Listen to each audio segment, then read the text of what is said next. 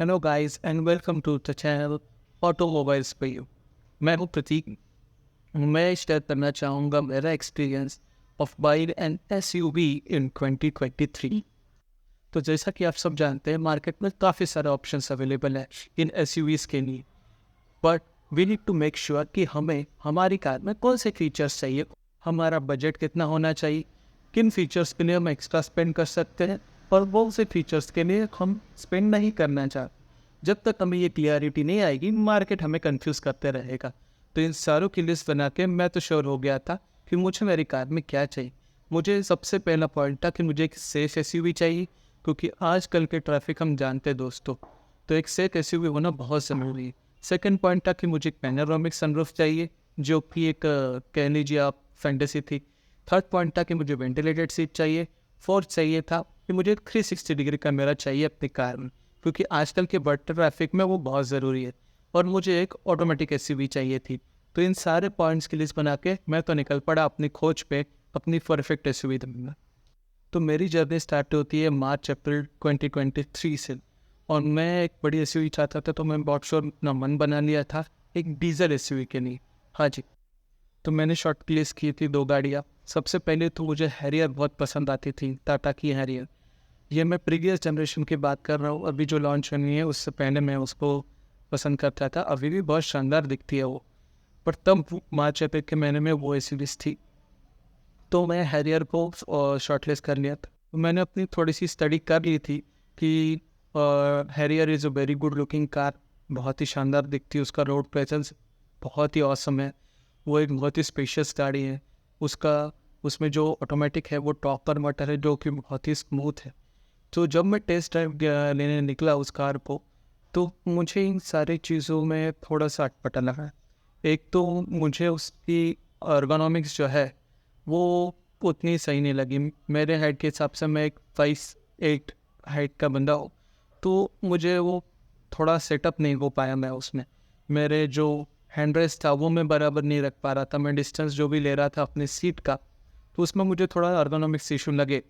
उसके बाद जो सारे यूट्यूबर्स कह रहे थे उसके टॉर्क कन्वर्टर स्मूथ होने का, मुझे वो उतना स्मूथ नहीं लगा टू बी फैक्ट। तो मुझे वो उतनी पसंद नहीं आई ड्राइव के बाद, क्योंकि उसमें जो वो प्राइस पॉइंट पे आ रहे थे, I was looking for A+ के मैं देख रहा था, जिसमें मुझे वो पैनोरामिक सनरूफ मिल जाए, ऑटोमेटिक ट्रांसमिशन मिल जाए, बाकी सारे छोटे मोटे फीचर्स मिल जाए। तो उसमें वो 20-22 लाख तक कुछ जा रही थी वो प्राइस पॉइंट पे। पर उसमें अभी भी वो पुराना डिजिटल कंसोल क्लस्टर था, जो मुझे उस प्राइस पॉइंट पे उतना कुछ खास लगा नहीं। तो मैंने हैरियर को ड्रॉप कर दिया दोस्तों। हैरियर को ड्रॉप करने के पीछे एक और कारण था कि उसमें पहले हाइड्रोनिक स्टीयरिंग आता था, जो थोड़ा सा हेवी साइड पे था। और मैं वही देख रहा था कि इतनी बड़ी एसयूवी को सिटी में ड्राइव करने के लिए वो थोड़ा दिक्कत दे सकता है। इसी के साथ उसमें मुझे जो रिक्वायरमेंट थी मेरी 360 डिग्री कैमरा और वेंटिलेटेड सीट की, वो सिर्फ टॉप मॉडल में आते थे, जो कि काफ़ी एक्सपेंसिव थे। तो मुझे वो भी ड्रॉप करना पड़ा। इन सारी चीज़ों के वजह से मेरा कुछ इक्वेशन बैठ नहीं रहा था हैरियर के लिए, और मैंने उसे ड्रॉप कर दिया। फिर उसके बाद मैं तो बहुत हार्ट ब्रोकन था, क्योंकि मुझे हैरियर काफ़ी पसंद आ रही थी। पर जब मैंने टेस्ट ड्राइव किया तो मुझे वो उतनी पसंद नहीं है। तो उसके बाद मैं फिर हताश हो गया कि अभी यार कौन सी गाड़ी लिया जाए। तो ऐसे ही मेरा ध्यान किसी वीडियोस पर गया जहाँ पे वो जीप कंपस के बारे में बता रहे थे, जो उसका बेस मॉडल स्पोर्ट्स। तो मैं काफ़ी एक्साइटेड था, क्योंकि वो मेरे बजट रेंज के आसपास आ रहा था, 2022 के आसपास। तो हम जीप कंपास स्पोर्ट्स की टेस्ट ड्राइव लेने के लिए चले गए उनके शोरूम पे। पर जैसे मैं उनके शोरूम पे पहुंचा और जो भी मैंने स्पोर्ट्स का देखा, तो मुझे वो उतनी अपीलिंग नहीं लगी। जीप कंपास, उसके प्राइस पॉइंट एक तो काफ़ी हाई था मेरे लिए, क्योंकि वो ऑन रोड ही मुझे 25-24 की चली जाती, और उसमें कंपेरेटिवली वो फीचर्स नहीं रहते जो मैं एक्सपेक्ट कर रहा था मेरी कार से। और सेकंड थिंग, मैंने थोड़ा सा उस पर भी रिसर्च किया, तो मुझे ये भी पता चला कि जीप कंपास के पार्ट्स भी एक्सपेंसिव है और उसका मेंटेनेंस भी काफ़ी एक्सपेंसिव हो। और एज अ मिडिल क्लास, मैं नहीं चाहता कि मेरी कार का सर्विस 20,000 के ऊपर जाए। तो I was expecting something near 10,000, 12,000, 15,000। वहाँ तक मैं सर्विस को एज अ प्राइस पॉइंट देखा। तो इसी वजह से जिप कंपास एक रिलायबल और सेफ प्रोडक्ट होने के बावजूद उसमें फीचर्स कम होने की वजह से जो बेस मॉडल में कंसिडर कर रहा था उसमें सनरूफ भी नहीं थी और 360 डिग्री कैमरा भी नहीं था, उसमें तो ऑटोमेटिक कन्वर्टर भी नहीं था, उसमें सिर्फ मैनुअल आता था क्योंकि उसकी तब जिप कंपास में सिर्फ 4x4 में ऑटोमेटिक आता था जो कि काफ़ी एक्सपेंसिव होता था, 35-40 के आसपास कोई कुछ का जा रही थी दुकान। सारी चीज़ों को कंसिडर करते हुए despite of great looking great road presence का और रिलायबल कार मुझे जिप कंपास को भी ड्रॉप करना पड़ा। तो उसके बाद मैं निकला हमारी सेकंड इंडियन कंपनी महिंद्रा की तरफ। और महिंद्रा की मैं XUV 700 देख रहा था AX5 मॉडल जो कि डीजल ऑटोमेटिक में कुछ जा रही थी नियर अबाउट 23-24 लैक्स की। तो मैं वो चेकआउट करने वो टेस्ट देने निकला। एज यूजुअल उसका रोड प्रेजेंस उसका स्टाइलिंग बहुत ही अच्छा था, उसका इंटीरियर काफ़ी सुपीरियर था, जो उसकी बड़ी स्क्रीन्स थी, जो उसकी डिजिटल क्लस्टर था वो मुझे बहुत काफ़ी पसंद आ रहा था। तो हमने उसके टेस्ट ड्राइव ली, वो भी बहुत बहुत मुझे अच्छी लगी गाड़ी और हमने तुरंत उसको बुक कर दिया। डिस्पाइट की EX5 में तो बैक कैमरा भी नहीं आ रहा था, पर मैंने वो डिसाइड कर लिया कि मैं उसको आफ्टर मार्केट फिट करवा लूँगा और चाहे तो मैं दिल्ली तक चला जाऊँगा उसको 360 करवाने के लिए। तो ये सब मैंने चॉइस कर ली थी XUV 700 की और मैंने बुक करवा दी थी। और एज यूजुअल उसका वेटिंग पीरियड था 10 to 12 मंथ्स। तो मैं रेडी था इतना रुकने के लिए अपनी XUV 700 पे। तो मैं तो बड़ा खुश था कि मेरी हंट ओवर हो गई है, मेरी खोज खत्म हो गई है, मेरी परफेक्ट SUV मुझे मिल गई है जो कि XUV 700 है AX5। बस मैं तो रिलैक्स था। पर कुछ दिनों बाद अचानक पेपर में मैंने पढ़ा कि government is going towards a carbon negative plan. तो एक कमेटी उन्होंने डिसाइड की थी जिन्होंने अपने पॉइंटर्स रखे थे कि अगर हमें 2027 तक कार्बन नेगेटिव बनना है तो हमें डीजल कार्स और पेट्रोल कार्स को बैन करना पड़ेगा इन द सिटी।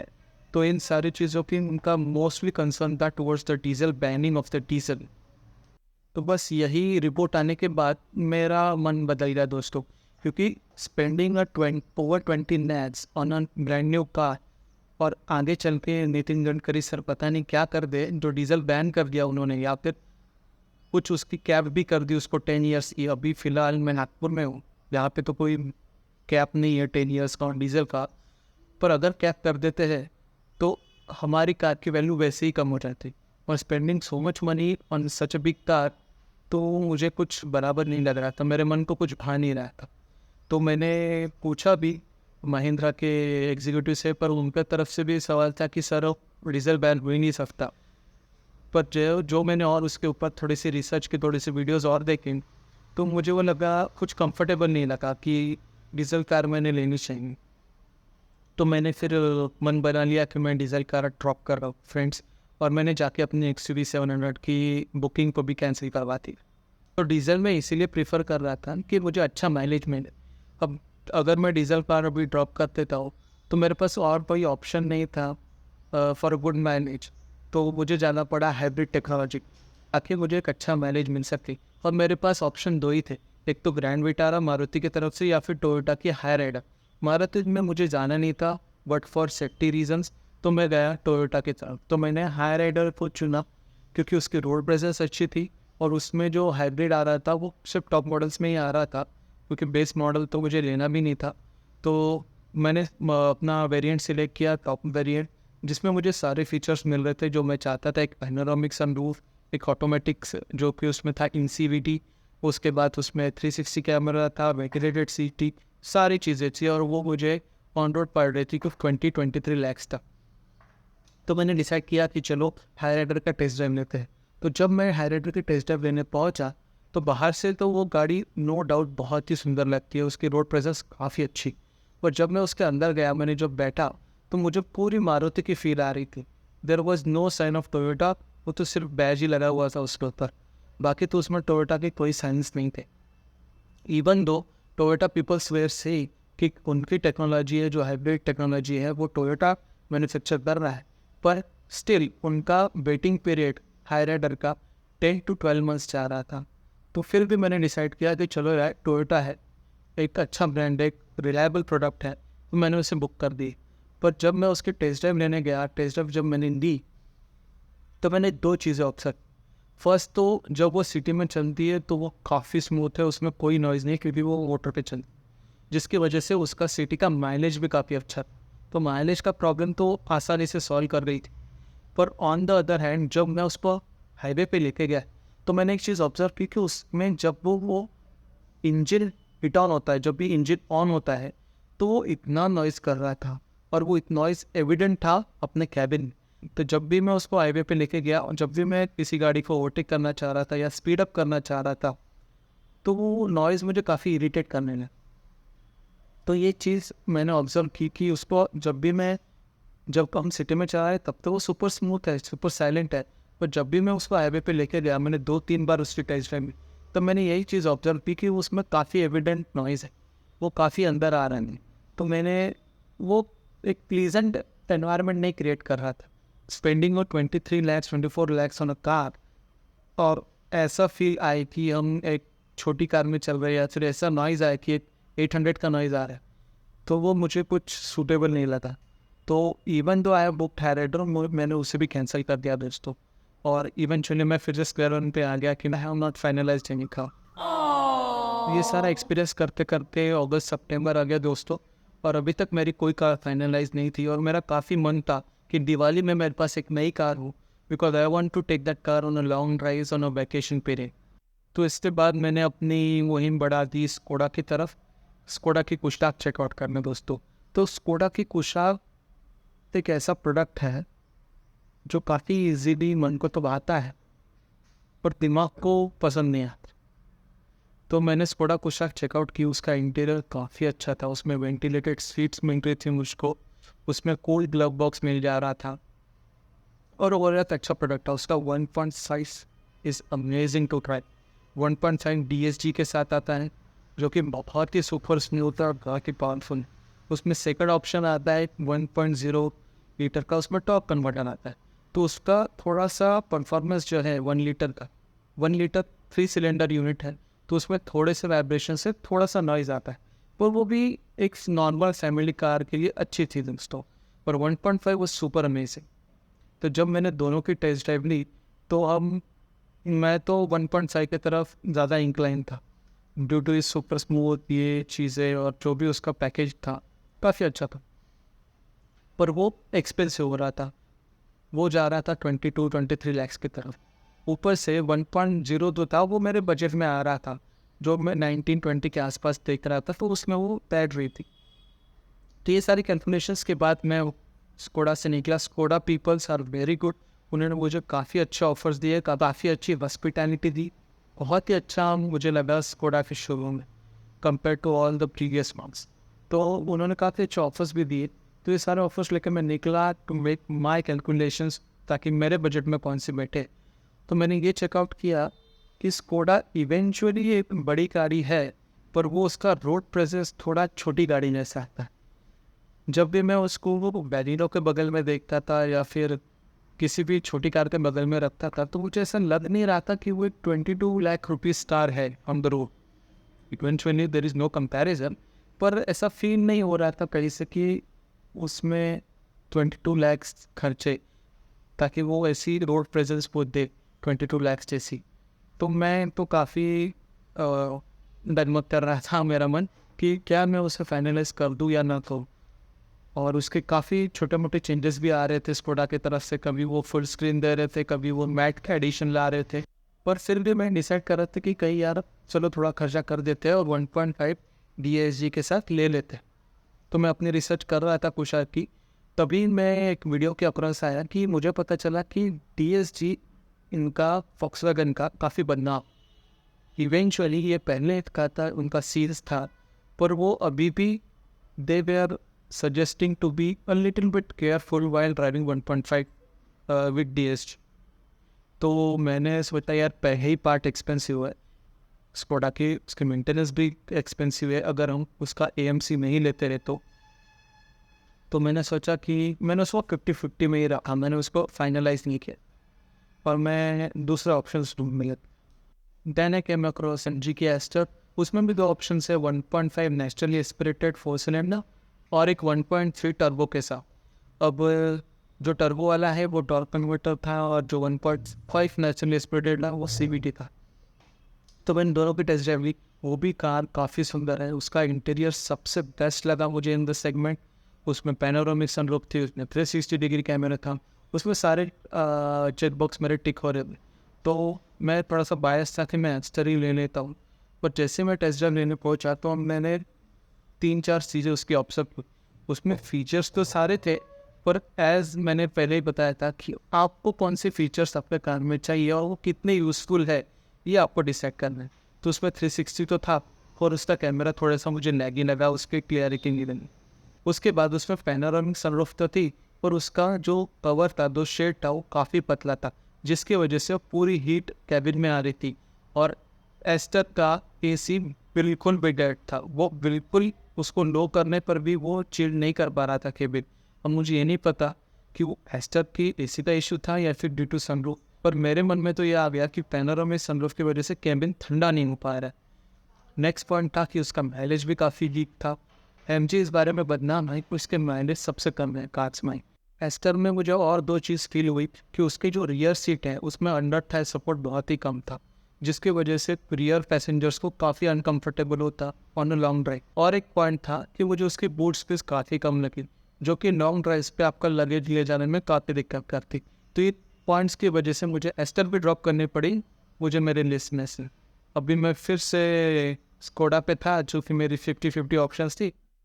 पर एक चीज़ अमेजिंग हुई दोस्तों, जब मैं MG की टेस्ट ड्राइव ले रहा था तब मुझे ऐसी कार दिखी जिसको मैं काफ़ी अंडररेटेड समझ रहा हूँ। वो थी होंडा की एलिवेट। ये तभी लॉन्च हुई थी अक्टूबर में, नवंबर के आसपास, और मैं इसको इग्नोर कर चुका था क्योंकि इसमें कुछ भी एक्साइटिंग फील नहीं हो रहा था मुझे जब मैंने इसका लॉन्च इवेंट देखा था। ना ही इसमें 360 डिग्री कैमरा दे रहे थे, ना ही वेंटिलेटेड सीट, पैनोरामिक सनरूफ भी नहीं था, और तो और होंडा जिसके लिए फेमस है ताकि उसके हाइब्रिड इंजन्स, वो भी ये लोग दे नहीं रहे थे। इसमें सिर्फ एक ही ऑप्शन वो दे रहे थे, वो भी 1.5 नेचुरली एस्पिरेटेड उनका IV टेक इंजन, जो कि सबसे सुपर था in the segment of petrol. तो मैं जस्ट एक चांस लेने के लिए होंडा की शोरूम चला गया और मैंने एलिवेट की टेस्ट ड्राइव ली। But let me tell you guys, जब मैंने इस गाड़ी की टेस्ट ड्राइव दी तो मेरे सारे पर्सपेक्टिव चेंज हो, और मैं जिसको अंडररेटेड समझ रहा था वो मेरे लिए परफेक्ट SUV बन गया। यस फ्रेंड्स, होंडा का एलिवेट जिसको मैं इग्नोर कर चुका था, वो मेरे मन में घर बनानी थी। उसमें 1.5 नेचुरली एस्पिरेटेड CVT इंजन आ रहा था, IV टेक, जिसके लिए होंडा बहुत ही फेमस है। उसका वो बहुत ही रिलायबल इंजन है। होंडा रिलायबिलिटी और उसके सेफ्टी के लिए फेमस है ही, तो मेरे वो भी पॉइंट टिक हो रहे थे। नाउ कमिंग टू जो मुझे रिक्वायरमेंट्स थी, और पैनोरामिक सनरूफ का मेरे ऊपर इतना नेगेटिव इम्पैक्ट आ गया था कि ड्यू टू पैनोरामिक सनरूफ मेरा केबिन ठंडा नहीं होता, ऐसा मैं फील कर रहा। तो मैंने पैनोरामिक सनरूफ अपने लिस्ट से हटा दिया। उसके बाद 360 कैमरा मुझे चाहिए था, तो एलिवेट की सीट के ऊपर बैठ के ड्राइविंग सीट के ऊपर जो व्यू उसका आता है बोनट्स का, तो we are more than sure कि हमारी कार कहाँ तक। और उसमें एक और फीचर है, वो है लेन वॉच कैमरा, ताकि वो आपको लेफ्ट का व्यू दे देता है। तो वो कई कॉम्पनसेट हो रहा था मेरा कि 360 भले ही उसमें ना हो, पर मैं कैसी कमांडिंग पोजीशन पे हो कि मुझे एग्जैक्टली मेरी कार कहाँ तक है पता चल रहा है, मुझे असिस्ट करने के लिए एक एक्स्ट्रा कैमरा मिल रहा है। तो मैंने 360 भी मैं कॉम्प्रोमाइज़ कर लूँ। उसके बाद उसकी जो सीट्स हैं वो सुपर कंफर्टेबल है, सुपर कंफर्टेबल। उसका ग्राउंड क्लियरेंस सबसे ज़्यादा है सेगमेंट में, 220 मिलीमीटर्स का। एलिवेट की बूट स्पेस सबसे ज़्यादा है सेगमेंट में, 458 लीटर्स की। और उसमें मुझे एडास के फीचर्स भी मिल रहे थे, लेन असिस्ट, लेन कीप असिस्ट, उसके बाद एडेप्टिव क्रूज कंट्रोल, जो कि हाईवे पे बहुत यूज़फुल होती। तो इन सारे चीज़ों का पैकेज मिलाकर मुझे एलिवेट सबसे अच्छी कार लग रही थी।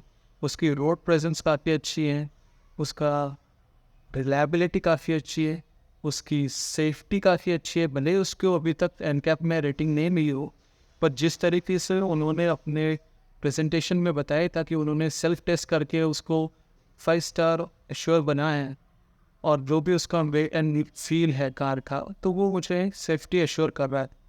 तो इन सारे पॉइंट्स को मिलाकर मुझे ऐसा लग रहा था कि मेरी सर्च, मेरा हंट एक परफेक्ट एसयूवी की तरफ क्लोज हो चुका है, मुझे अपनी कार मिल चुकी है और मैंने एलिवेट बुक कर दी फ्रेंड्स। 10th of नवंबर को मैं चाह रहा था कि मुझे डिलीवरी मिले धनतेरस के दिन, और उसी दिन मुझे मेरी एलिवेट की डिलीवरी भी मिल गई।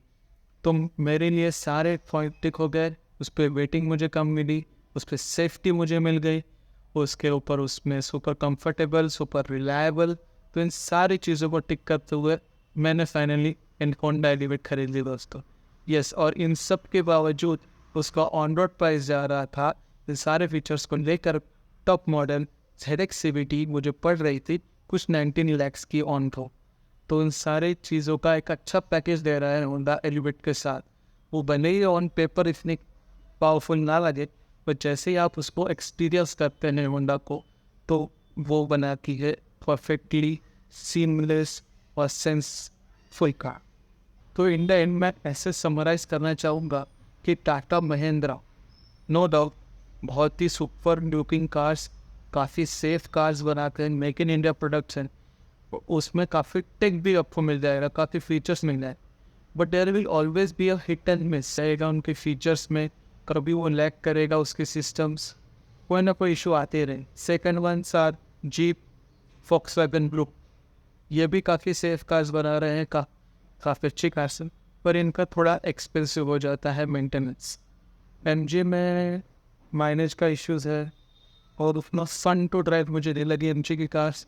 और टोयोटा तो अभी नाम भी है टोयोटा रहेगी, उनके जो प्रोडक्ट्स है they are just rebadge Maruti cars, तो उसमें तो अभी टोयोटा वाला फील बचा ही नहीं। तो भी सिर्फ होंडा ही मुझे ऐसा पैकेज लगा जो मेरे सारे पॉइंट्स को टिक मार करते हैं, इसलिए मैंने होंडा पेनियस की।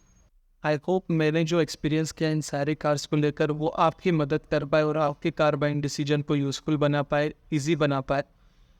इसी के साथ मिलते हैं नेक्स्ट वीडियो में। Thank you guys, bye bye.